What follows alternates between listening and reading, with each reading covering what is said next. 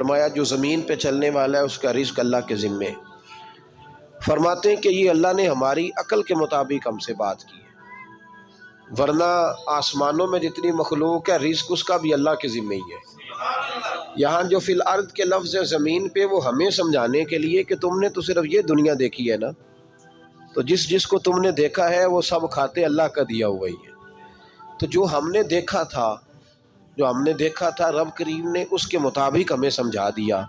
فرمایا کچھ تو تم نے دیکھے نہیں، چلو ان کی تم سے بات نہیں کرتے، پر جو تم نے دیکھے ہیں ان سب کا رزق کس کے ذمے ہے؟ اللہ کے۔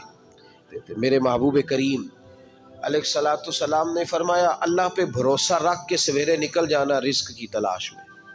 کس پہ بھروسہ رکھنا ہے؟ نکلنا تمہارے ذمے ہے، یہ نہ کہنا کہ گھر بیٹھوں گا تو یہی آئے گا، نکلنا تمہاری ذمہ داری ہے، جتنی ذمہ داری ہے وہ پوری کرنا۔ اللہ پہ بھروسہ کر کے نکل جانا تمہاری ذمہ داری ہے، رب کا ذمہ ہے تمہیں رزق دینا، وہ ضرور تمہیں رزق پہنچائے گا۔ یا رسول اللہ صلی اللہ علیہ وسلم کس طرح پہنچے گا؟ تو ذرا حضور کے لفظوں کا حسن بھی دیکھیے۔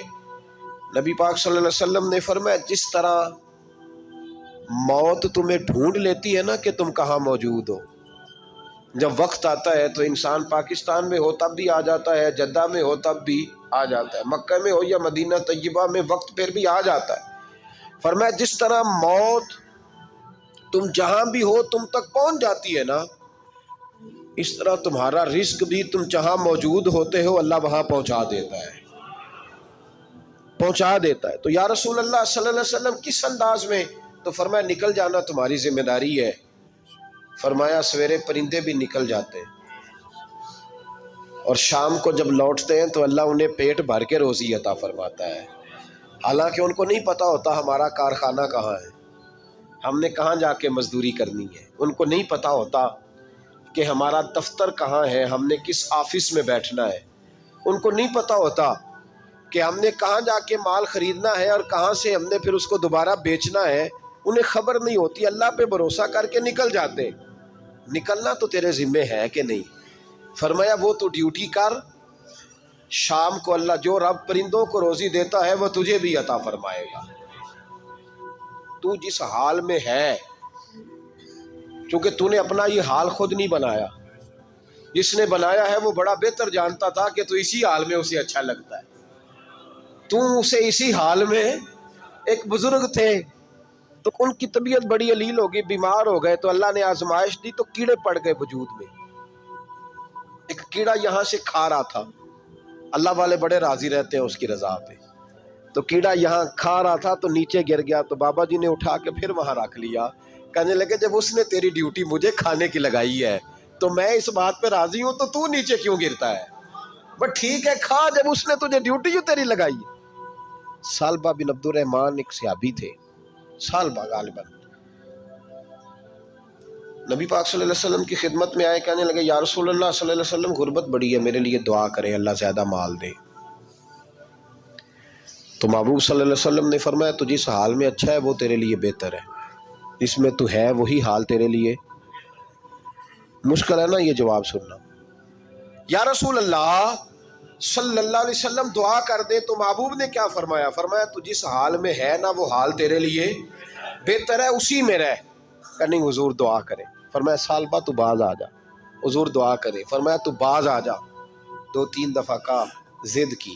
محبوب نے فرمایا جا پھر اللہ تجھے زیادہ پیسے دے گا۔ چند بکریاں خریدی، اتنی برکت ہوئی کہ بکریوں کے ریوڑ بن گئے۔ پھر کچھ بکریاں بیچ کے گائے خرید لی، ان کے بھی ریوڑ ہو گئے۔ پھر کچھ اونٹنیاں لے لی، ریوڑ ہی ریوڑ۔ پہلے 5 وقت مسجد میں آتے تھے، اب فجر اور عشاء رہ گئی۔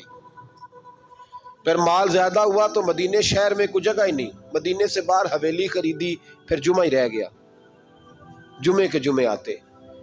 زکوٰۃ کا حکم آیا، میرے نبی کریم علیہ السلام نے حضرت ابو ہریرہ کو بھیجا، فرمایا جا اسے کہہ تیری زکوٰۃ بنتی ہے 2.5%۔ تو سالبہ کے پاس حضور نے پیغام بھیجا، پہلے تو کہا تیرے لیے بہتر نہیں مال، جب اصرار کیا تو بڑی برکت ہو گئی، بڑا آیا تو فرمایا زکوٰۃ دے، 2.5% زکوٰۃ ہے۔ اب جب سوچا کہ 5 اونٹوں پہ ایک بکری جائے گی اور بڑا سارا مجھے دینا پڑے گا، اب جب غور کیا تو یہ تو نہ کہا کہ میں نہیں دیتا، حضرت ابو ہریرہ سے کہنے لگے نبی کریم علیہ السلام کی خدمت میں عرض کرنا کہ میں خود آؤں گا۔ حضرت ابو ہریرہ نے آ کے عرض کی یا رسول اللہ صلی اللہ تعالی علیہ وسلم، حضور وہ کہتے تھے میں خود آؤں گا۔ تو کہتے ہیں محبوب نے ٹھنڈی سانس لی، فرمایا اسے کہا تھا کہ تیرے لیے مال بہتر نہیں، اب ہلاک ہو گیا، ہائے افسوس ہلاک ہو گیا۔ ان کو بھی تھوڑی دیر کے بعد احساس ہوا کہ یہ میں نے کیا کیا، نبی پاک کو ہی کہہ دیا نہیں ہے، حضور کو کہہ دیا بعد میں آؤں گا۔ اب دوڑے آئے، عرض کی حضور میں سارا کچھ لے کے آیا ہوں، قبول کر لیں۔ محبوب نے فرمایا گویا بلال حبشی کی خشک کھجور بھی قبول ہے، اور صہیب رومی ایک اٹی بان کی لائے تو وہ بھی قبول ہے، اور عمار بن یاسر اور مصعب بن عمیر اگر 2 دینار دے جائیں اور کوئی پرانا جوڑا کسی سپاہی کے لیے چھوڑ جائے تو وہ بھی قبول ہے، لیکن تو اپنا لاکھوں لے کے چلا جا، تیرا کوئی نہیں قبول، معاف کر دیں۔ فرمایا جا معاف کیا، پر پیسے لے کے نہ آنا۔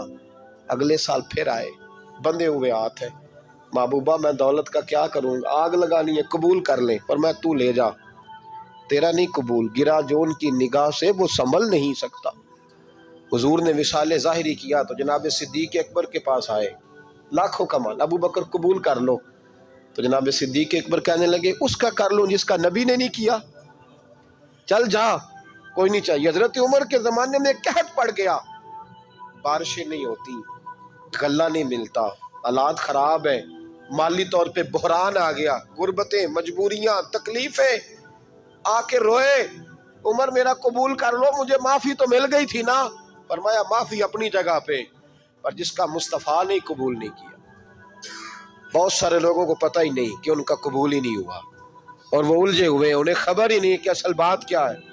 فرمایا جس کا مصطفیٰ کریم نے قبول نہیں کیا، اب ہیرے اور جواہرات بھی لے کے آئے تو بھوکے مریں گے، پر اس کا قبول، اس بات پہ راضی رہو اس حال میں اللہ نے رکھا ہوا ہے، اس حال میں راضی رہو۔ یہ جو مصیبت ہے نا دیکھنی کہ وہ بھی میرے پاس، تمہیں کیا پتا، کبھی پوچھ تو صحیح اس سے وہ کس مصیبت کا شکار ہے، جو مالی طور پہ بڑا امیر ہے، تو اس کی طرف دیکھ کے اپنا دل برا کرتا ہے۔ بس جس حال میں رب نے رکھا ہے اس حال میں رہ،